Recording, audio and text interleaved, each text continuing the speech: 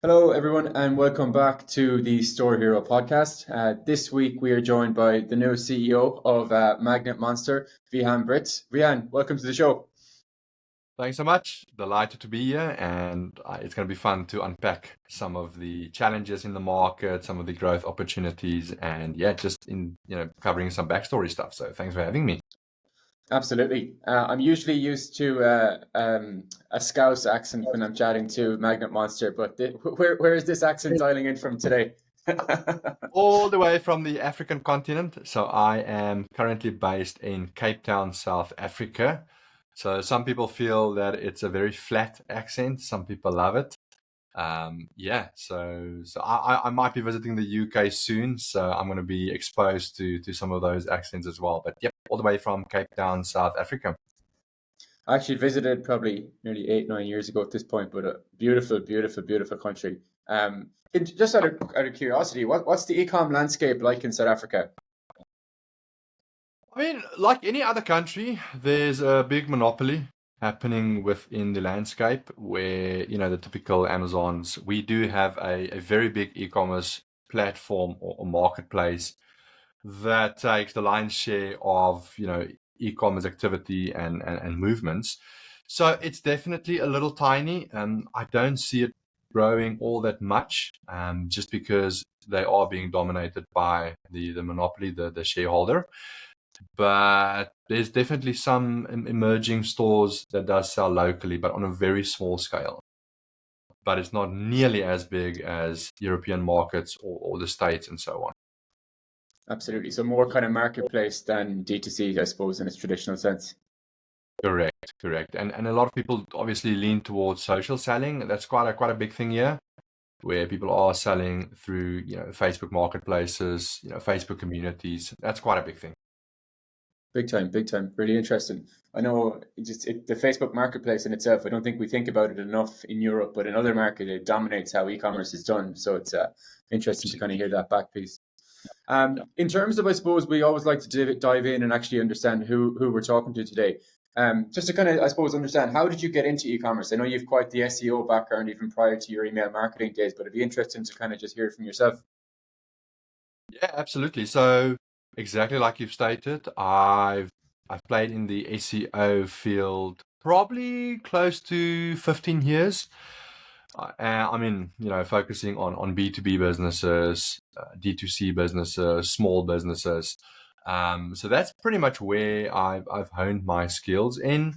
And then over the years, I don't know how closely you are following the SEO industry, all the different, algorithm updates, introduced by Google, competition in the market. It just kind of it became very, very difficult to almost crack the code of growing organically. That in itself, as well as a lot of the times, brands, businesses, they unfortunately want to see, quick wins. They do want to see a quick ROI, from their SEO marketing spend. And unfortunately, it doesn't happen within the SEO field. So that kind of started grinding my gears a little bit, and I kind of got tired after 15 years.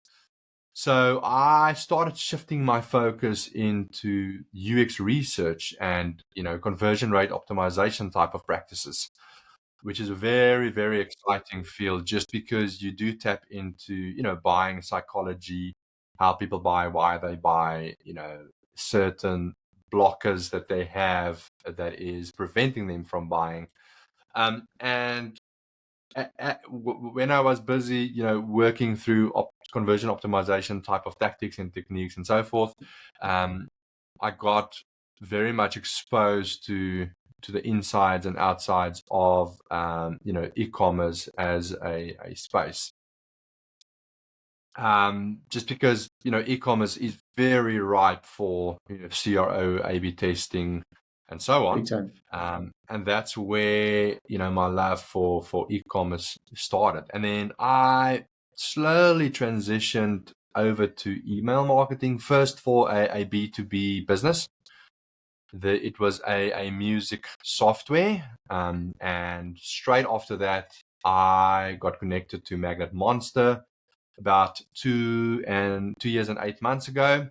where I connected to Adam and Andrew, the two co-founders, and yeah, the rest is history. So that's kind of the progression over the years to where I am now. But I've dabbled in everything from pay to social to analytics, BI dashboards, setting up Lucas Studio dashboards, different API connections and syncings. So, man, I've dabbled in everything. Yeah, I And think we're I all think to be designers. Remember, everybody's a designer. So even designing. oh, absolutely. I think though to be to kill it in ecom today, you need to be that kind of you need to be the Swiss Army knife, and to have the SEO background fused with the CRO experience, and then to bring that into kind of more retention marketing. I think it's such a you have that army, that kind of breadth of skills, I suppose, that just allow you to kind of do the job at the highest level, I suppose. on You touched on, I suppose, coming to Magnet Monster about 2.5 years ago, and you touched on kind of more recent history. I suppose there has been some changes there at Magnet Monster recently. Yes, that's correct. So I initially started as a hybrid person within the business.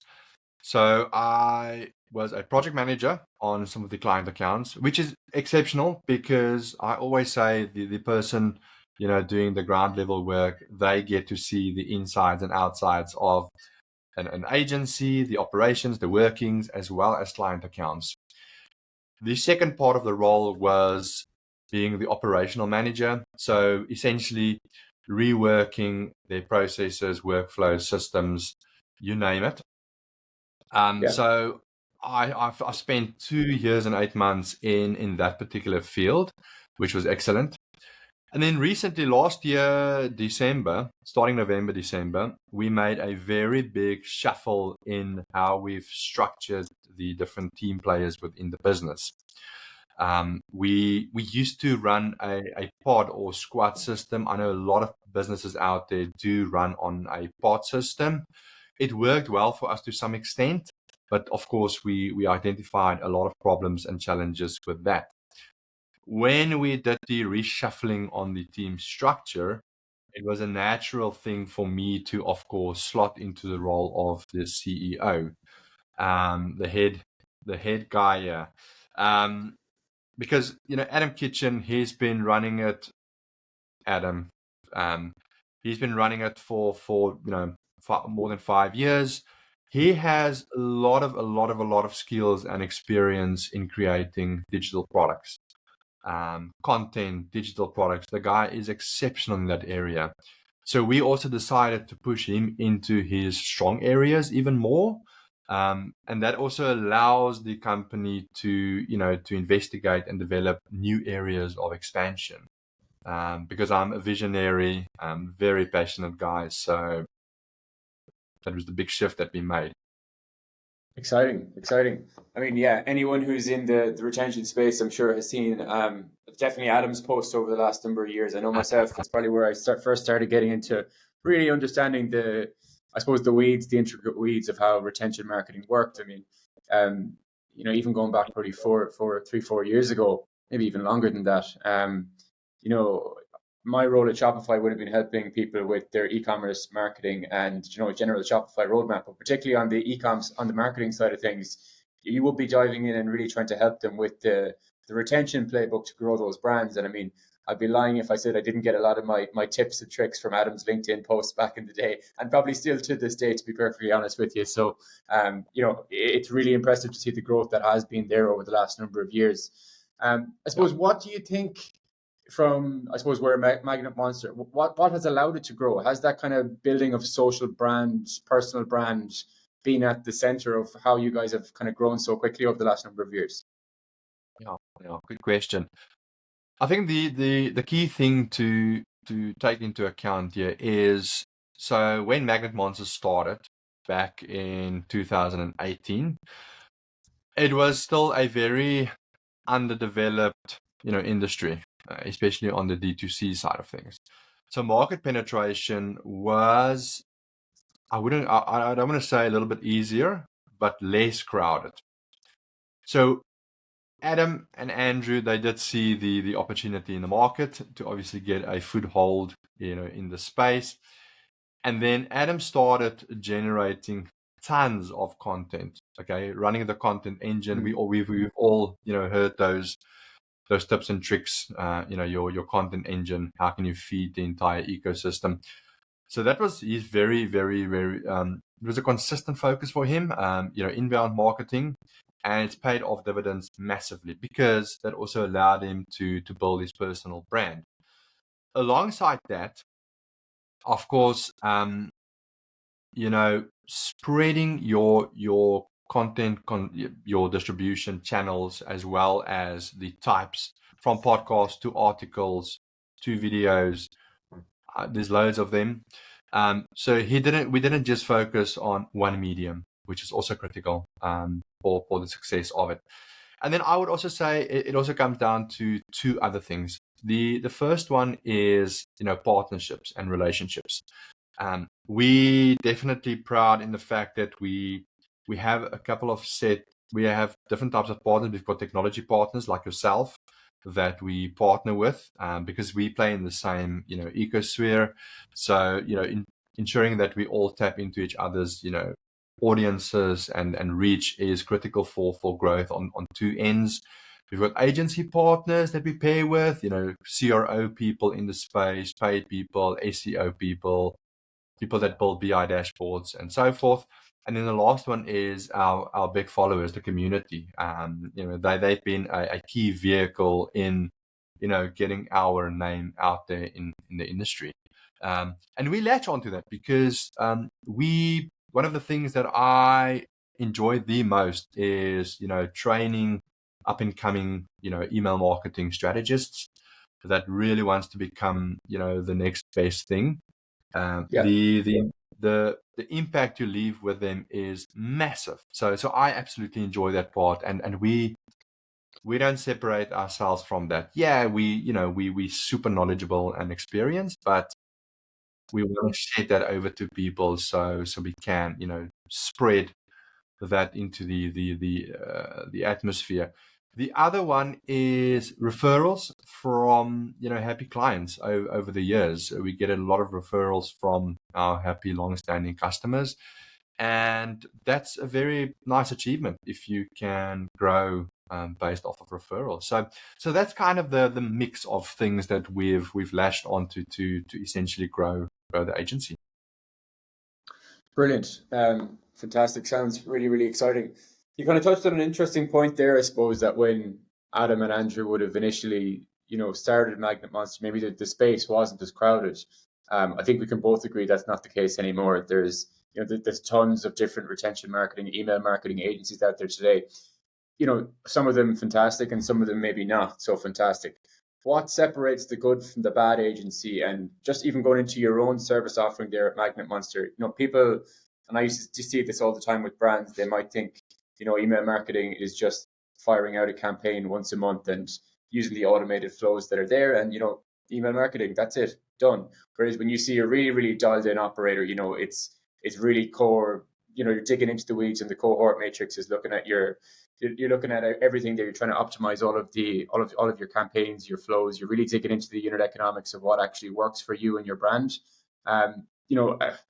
I think so many people can often look for the cheapest option because it saves you money, but in fact, it actually costs you a ton of money. And I suppose if you were speaking to brand owners who were looking at, let's say, the cheaper options are the very much the bottom of the barrel, if it would say, for want of a better word, of email marketers out there that are hoping to do this on a really, really low cost base. You are missing that, I suppose, that length and breadth of domain expertise that really would probably prevent your brand from really making the most of the data that they already have.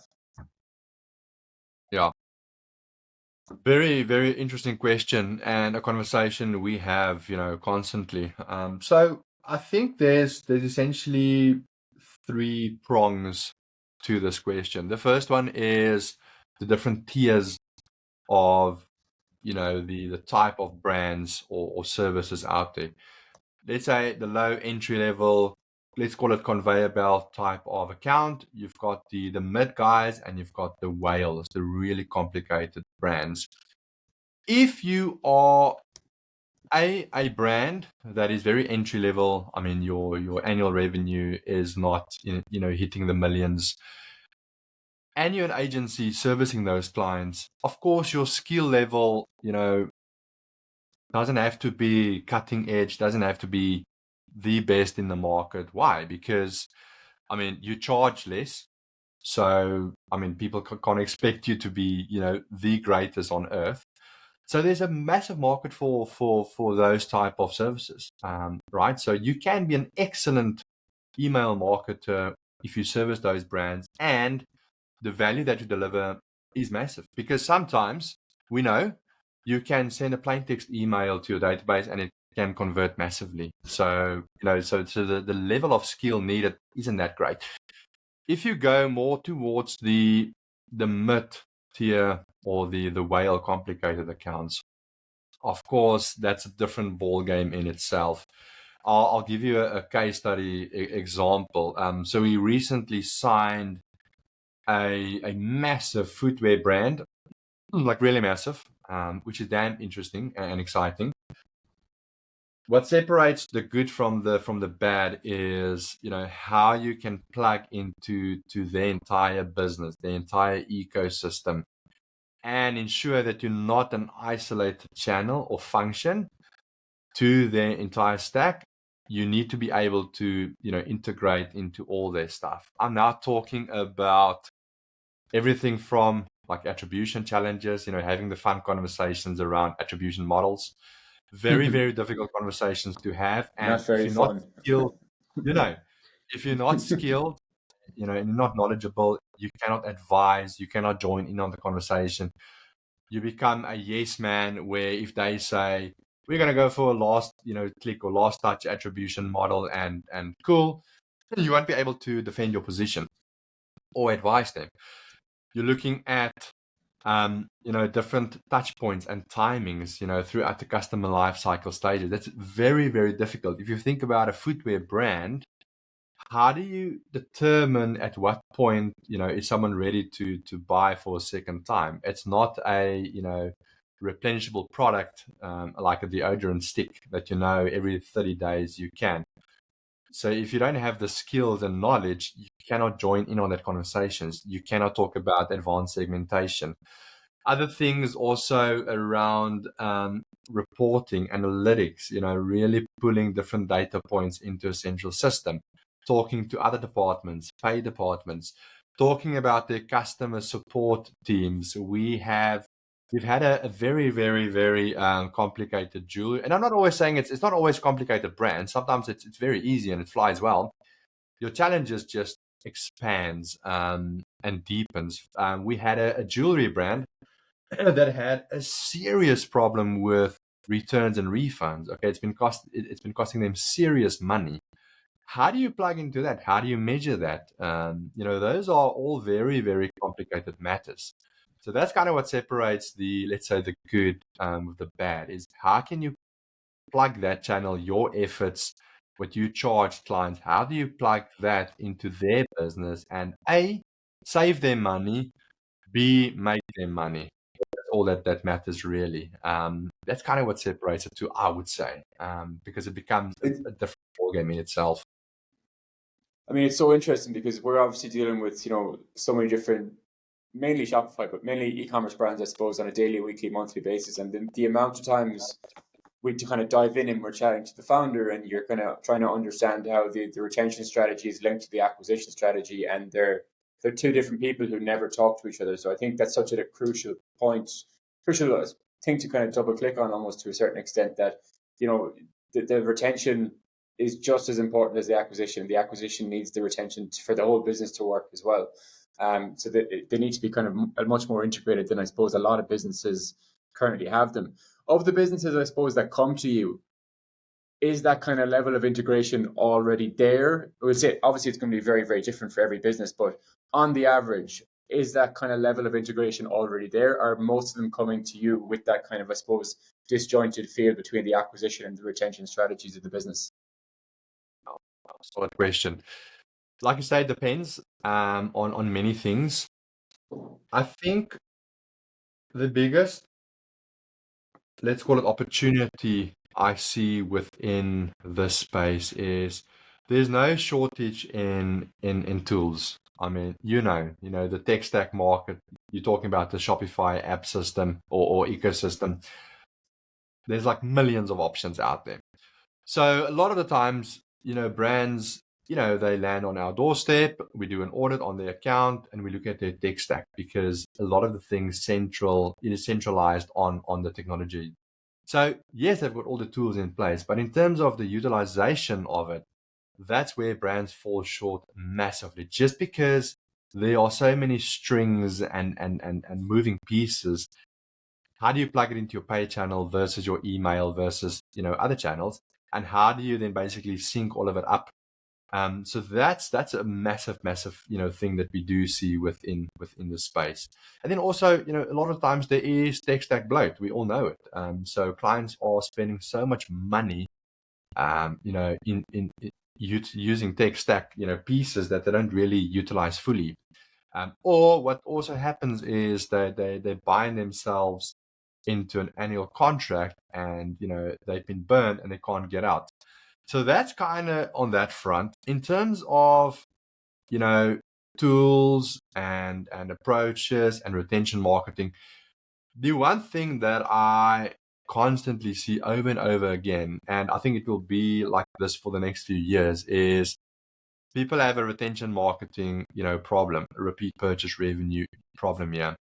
And everybody is running towards tools as the fix to that. Like, hey, can we use rebuy, can we use repeat, can we use a subscription tool to kind of fix our retention problem? Stop. It doesn't work. I mean, we've seen this countless of times, people jumping from Skio to Recharge to Loop, just because they reckon it's going to solve their retention marketing problems. It doesn't. There's more to it. So fix the product, not the tool. Exactly. Fix the product and think about your customer support teams as well. On the money there. Yeah, I think so. I think the customer support point is such an interesting one as well, because if you for whatever reason get onto live chat with a customer, you won't remember if it's average, but if it's above average or really high, that sticks with you, I think. And I just think it's, yes, you'll remember the product that you get whenever it gets delivered, but I think you do remember that kind of, I suppose, extra level of effort that the brand initially put in during that customer service interaction as well. So I think it's a really, really important point that a lot of brands miss.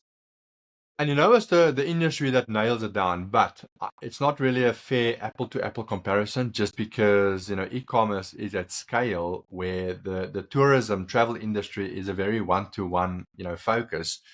In I don't know how big it is in the States or in the European markets, but yeah, in Africa, if you book an African safari, overnight stay at a lodge, of course, when you enter your room, they've got a little personal card with your name on it, and they know exactly your dietary requirements and restrictions, and when it's your birthday. So sometimes they rock up with a cake and they sing for you in the lodge and this and that.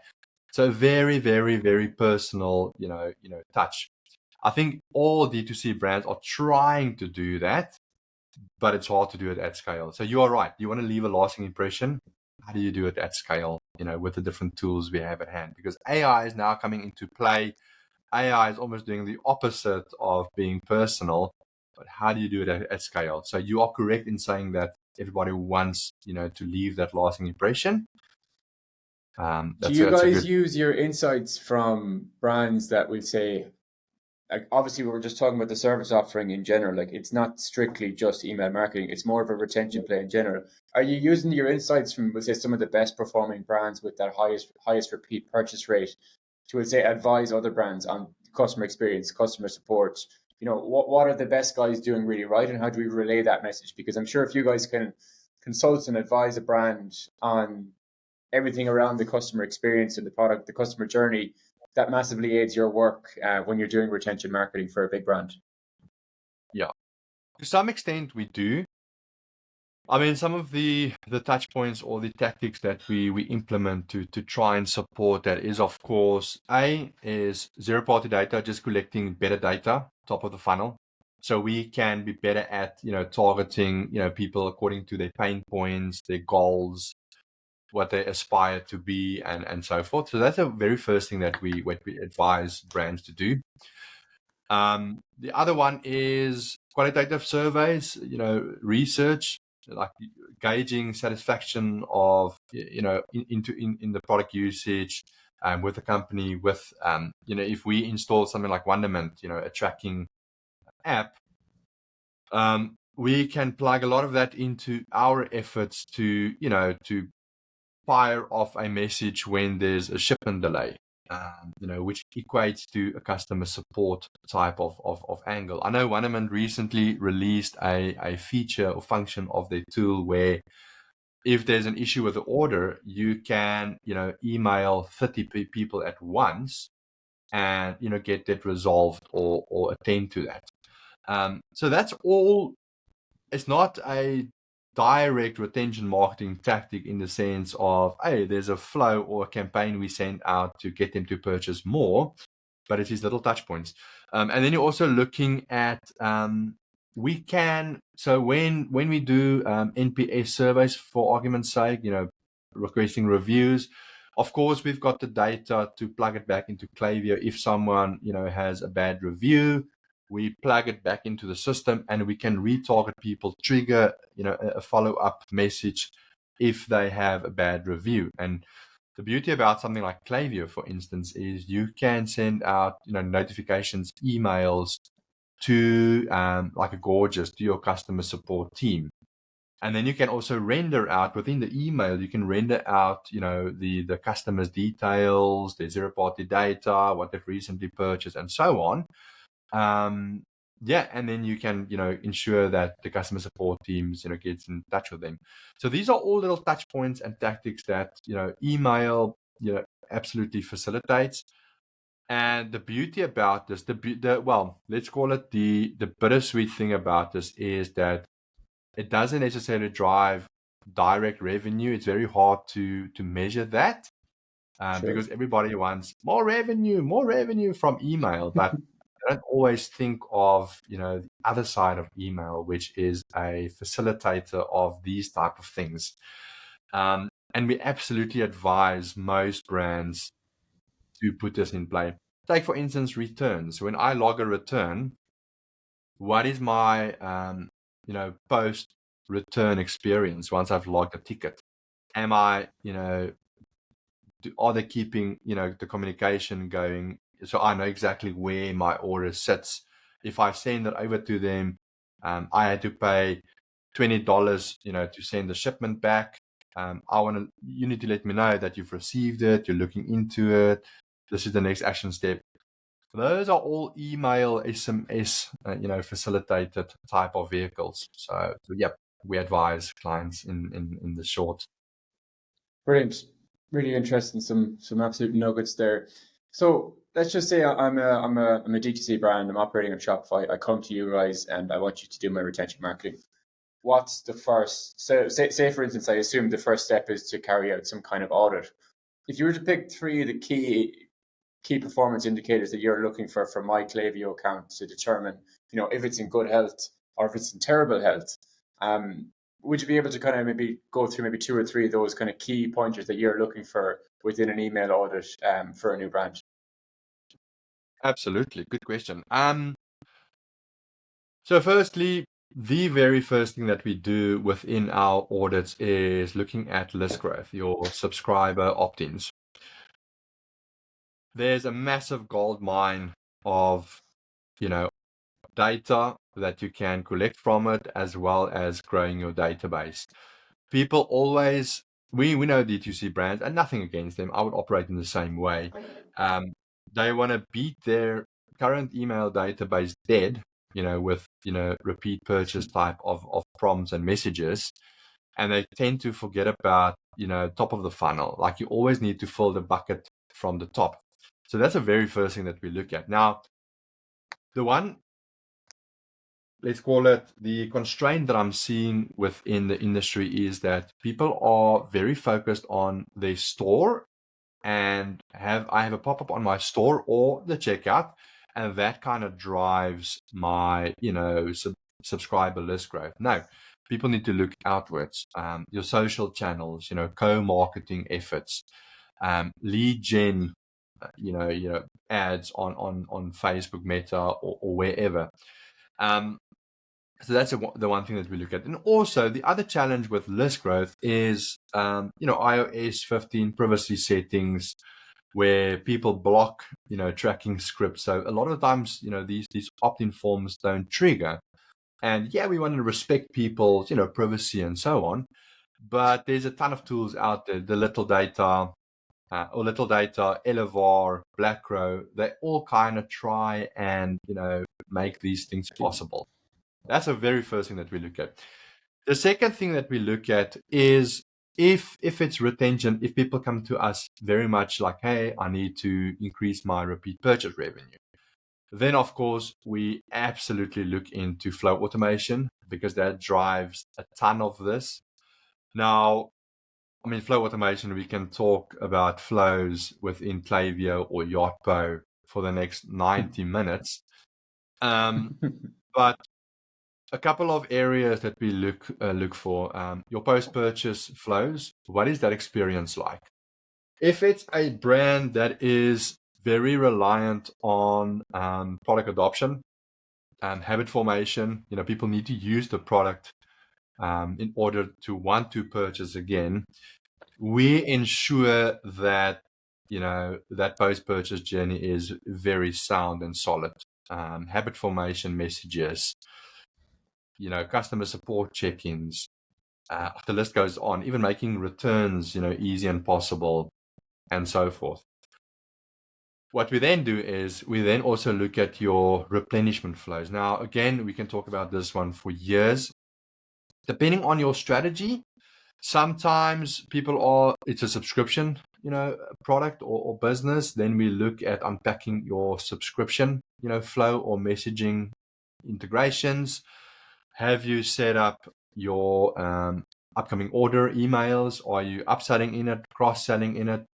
Have you set up a surprise and delight, touch point where, after, X amount of orders, we'll send you a little incentive or value add. I know Dira Dry used to do this with us where, so what they do is they encourage people to stay subscribed, and then at order 5, we only then give you some sort of a cashback or discount. Okay. So you kind of dangle the carrot. Is it an ugly marketing tactic just to get people to, constantly stay subscribed? We market What is this, ugly? what is ugly was not ugly. It works. My wife does a loyalty program work. I hate them. My wife only buys if there's a loyalty system. So they do work. I think when you're working in marketing, you just become susceptible to any offer ever. You just don't trust any offer is for the right reason. So I'm the same as you, but similar thing at home, I suppose. That's right. You start to hate your own type. That's very true. And then the third one, of course, so flows, we can go on for days. The third one is also, I think reporting analytics is also an area that is severely lacking. I know you guys have a super product that allows people to plug their unit economic data, into the system, all the different channels. I cannot tell you the amount of times, and D2C brands, for those people listening, there's no clear dashboards in place. Like if you ask them, hey, can you please give us access to some BI dashboard? They usually don't have anything, or they've got some sheet sitting somewhere, or they've got something that's stitched up by some, cousin that did it, for a cheap job. So that's the one issue. Also, not using the data correctly. The tools out there, like your tool, Store Hero, Lifetimely, Peel. There's many out there, and I know, of course, sometimes it's just another tool that just spits out raw data. But you need to understand some of your retention metrics, your cohorts.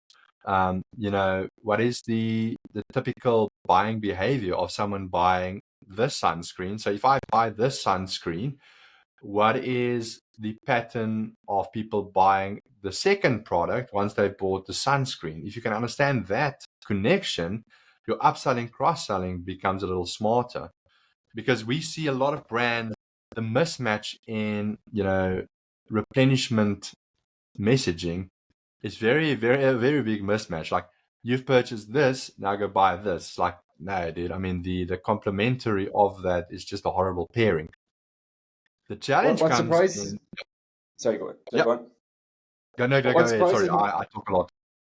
What surprises me sometimes about some of the tool, just on the topic of the tooling there, you mentioned Store Hero and a couple of the other ones there as well, is that like you and I understand this because my family business is at home is an e-commerce business for years, and as an e-commerce business owner, you don't have time to become a data nerd and actually understand the nuances of every single metric and how this fluctuation in this metric means this is really positive or it's actually terrible. So you can put these tools in place, but I actually think that there is, and you guys sound like you do it, but there's a big it's not really the tool that helps you, it's actually the comprehension of what the tool is saying and the interpretation of that data, and then being able to use that to inform your decision making is where the real value from the tool comes from. It's not really from the tool itself, and I know I'm saying that as a tool provider, but it is Yeah. from the interpretation of the data that's there. You might look at a Store Hero dashboard and so much your client, but yet you see green flags everywhere and they're terrified to do anything else with their business. And it's a really informed decision. Okay, yes, you need the tool in place, but it's the informed decision making on what's actually being presented to you, I think, is where the real value is. Yeah, you are nailing it on the head here. That interpretation part, analysis part is the missing link. Luckily, we know, Store Hero, a lot of the other platforms do have a machine learning, system behind it that gives you, easy snapshot highlights of, best performers or spikes and anomalies. And they also give, clear suggestions on, improvements. I know you guys have like a what's working, snapshot. So it's very easy for someone to just quickly consume. Oh, wow. Okay. I can see the best performers, the areas that's really running well as what could be improved. Like, oh, Facebook, AOV decreased by 70%. Yeah. So go investigate that part. So to some Absolutely. extent, I think the market has, plugged some of that, but it's not Still, always an out of the box sort of thing. Yep. yeah, no, it's still, I think that everybody still has so much to learn, both from the brand and the agency side of things. I still think there's a big lack of clarity and focus on the right metrics to really drive a business forward, to spot both green and red flags as quick as possible. One thing I'd like to kind of bounce off of you, Vihan, is I suppose Klaviyo being in the news a lot recently, IPO, they've introduced a new service offering. I even know, like, just going back to 2019, MailChimp was the dominant, I think, if I'm not mistaken. MailChimp around 2018-19 was still the dominant retention email marketing app within the Shopify App Store. Obviously, there was some mishap there, and Klaviyo tended to take over. Klaviyo remained pretty dominant in that space for probably, whatever, 3-4 years, pretty much untouched, to be honest with you. I think MailChimp were out of the App Store, and there was nobody else really coming close. It was the default if you were setting up a Shopify store, and that's what has allowed them to IPO and do so well in the last number of years. That being said, and something I'd love to kind of hear your opinion on, in the last probably 6 months to a year, we've started to see the re-emergence of MailChimp again. We're starting to see Yotpo reorientate their whole service offering, and their pricing looks really, really attractive. And then you see SendLane really starting to take off as well. And the once almost monopolistic view that Klaviyo would have had on the DTC landscape maybe isn't there right now. Eager just to hear your take on it from somebody actually in the space. Hot topic at the minute. Look, okay, I mean, Clavio, there's so many pronunciations of it. We Exactly like you've stipulated, they have been the dominant, ESP now for quite some time. I've recently seen someone share a market share report on LinkedIn where they've highlighted the distribution share of or the uptake of different Shopify apps, and then I think the Jeremy first one Horowitz. was like Yeah, yeah, yeah. It was like Yeah. Cloudflare or like, one of the, and then the tracking pixel, Facebook pixels, and then Klaviyo was pretty much just, you know, underneath, those very high utilized products for good reason. Okay. I mean, Yeah. Yeah. Yeah. the amount of new development that happens, within the Klaviyo ecosystem. The one challenge with the market is that, if I'm a D2C brand, and we see this constantly, is I see the platform and I see my invoices, the billing, what it costs me. I don't see the nuts and bolts of it. And then I make a emotional decision because then, I see, this platform, could be cheaper and this one could be better. When you go into the very nuts and bolts of it, you can kind of see why, these platforms do have, that market share. Now, Klaviyo will always remain a big one for us just because they are definitely at the forefront of, innovation and so forth. I mean, they've recently launched, again, you can sync data back to Shopify, for instance. It used to be only one directional. It's now bi-directional.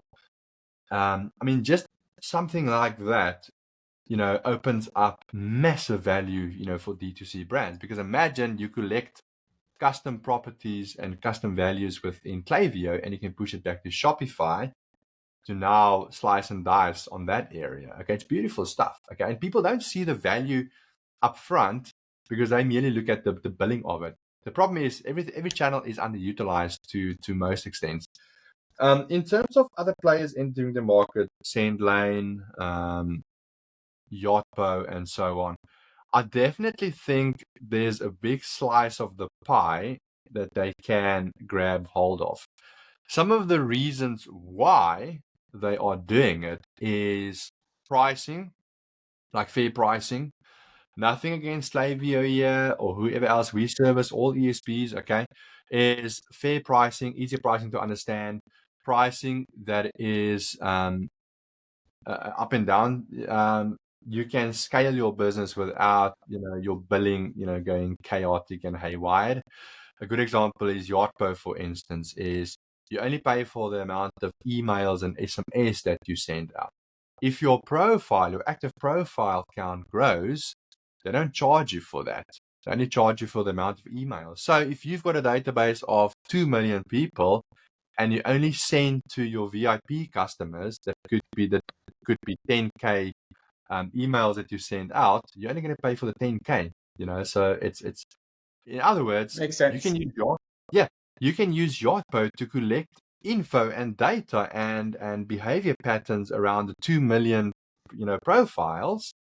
In other words, you only pay, but you only pay for the emails you send. So it could be it's a very cheap system if you, configure it correctly. Then the send lanes, they are, looking at, filling the gap on, customer support, your value adds. Like you can, email us now and we'll respond within 3 minutes time. So they're kind of latching onto that part of it. Is it 3 minutes? But